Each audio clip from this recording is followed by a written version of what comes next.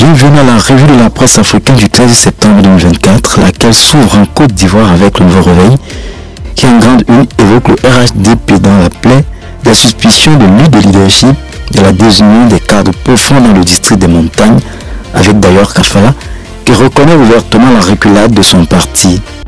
Le Nouveau Réveil relève cependant le PDCI et l'opposition en force à l'ouest, alors que le RHDP déjà évoqué est en déclin. La nouvelle alliance, quant à elle, pointe du doigt le régime qui, selon elle, jette un autre hausse dure dans la gorge des parents d'élèves. Il y est question de déguerpissement et démolition des maisons en pleine rentrée scolaire. Au sujet de la santé de la mère et de l'enfant, le journal fait mention de Dominique Ouattara et de Michel Rubirola qui échangent sur des pistes de collaboration. En sport, la nouvelle alliance s'est penchée aussi sur l'affaire Isca.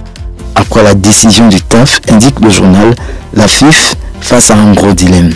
Le sursaut pour sa part titre sur l'insécurité à Abidjan avec un crime atroce qui secoue Cocody.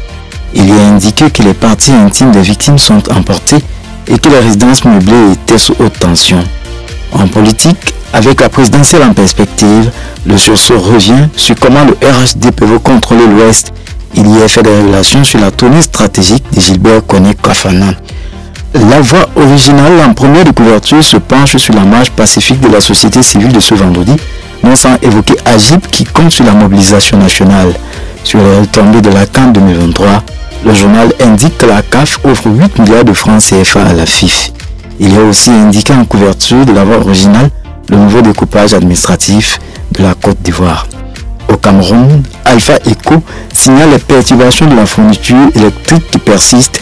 Le journal indique sur le sujet que la mise en service du troisième groupe de barrage de Nachtigal qui va passer de 180 MW en septembre a été lancée par NHPC.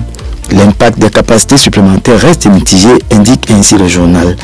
Le jour pour sa part en grande affiche révèle que le CNC cherche Equinox. Il y est indiqué que le président directeur général du groupe sort de son silence et pointe les manquements du Conseil national de la communication invité à plus d'indépendance, c'est à lire en page 3 du journal.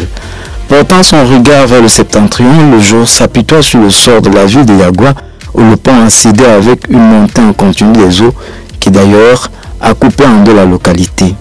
Sortant de cet exercice avec le quotidien algérien El Watan, qui en titre s'interroge sur le dégel avec les Émirats arabes et la France. Le même journal fait part de la Ligue arabe qui demande le gel de la participation d'Israël. Voilà qui referme cet exercice. Merci de l'avoir suivi. Connectez-vous sur Global Health TV et ne manquez pas de visiter les pages digitales qui sont indiquées sur le bas de votre petit écran aux prochaines parutions.